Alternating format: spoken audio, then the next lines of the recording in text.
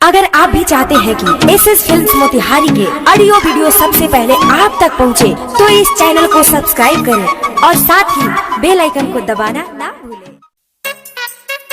सुखल का powder DJ विकास लीगा सीतामढ़ी। सुखल का पाउडर घाम बाटे तेज पड़े मुहावा पर लाइट,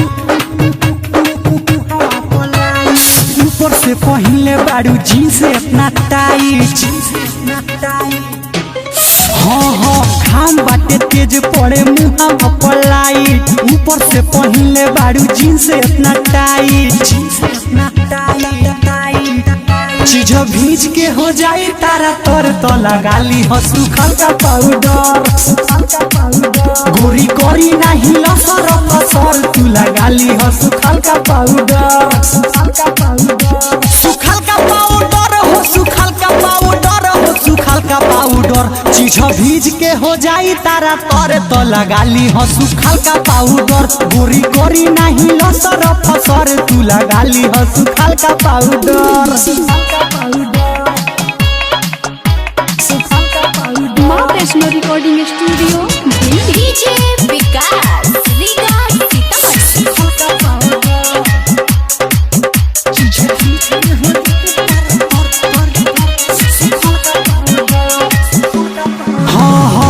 गर्मी के मौसम बाटे रखो बचा के, मोह के नु लागी भीतर ओजिया के।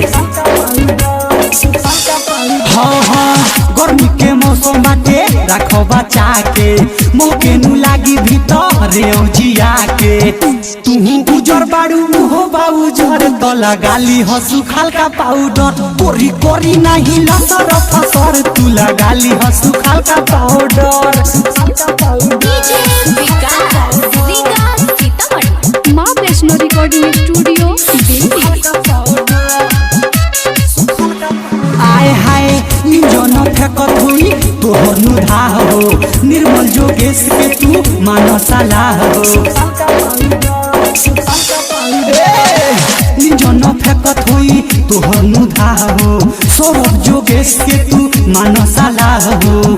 पिया परदेसी के परी ना नजर तू लगा ली हो सुखल का पाउडर। चीज भीज के हो जाई तारा तोरे तू लगा ली हो सुखल का पाउडर। माँ वैष्णो रिकॉर्डिंग स्टूडियो दिल्ली।